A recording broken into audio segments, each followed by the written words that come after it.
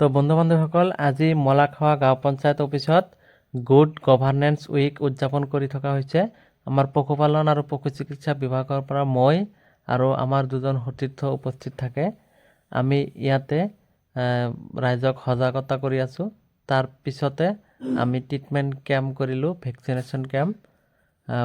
বহুতো ৰাইজক, এই অঞ্চলৰ ৰাইজক আমি বিনামূলীয়া ট্ৰিটমেণ্ট সেৱা আগবঢ়ালোঁ, ভেকচিনেশ্যন কৰিলোঁ আৰু বিভিন্ন ধৰণৰ বেমাৰৰ ঔষধ পাতি দি এওঁলোকক আৰ্থিকভাৱে যাতে স্বাৱলম্বী হ'ব পাৰে তাৰ কাৰণে আমি যথেষ্ট চেষ্টা কৰিলোঁ।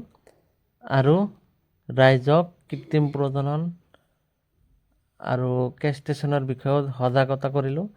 আৰু লগতে বহুত মানুহৰ আমাৰ ট্ৰিটমেণ্ট কেম্পত ভিৰ আপোনালোকে চাই আছে।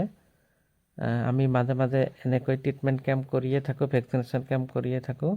তো আপোনালোকে আমাৰ চেনেলটো ছাবস্ক্ৰাইব কৰিব, ভিডিঅ'টোত লাইক কৰিব আৰু যদি ফ'ল' কৰা নাই ফ'ল' কৰিব। সদায় ৰাইজৰ পক্ষত থাকি ৰাইজৰ হকে কাম কৰিবলৈ চেষ্টা কৰি আছোঁ।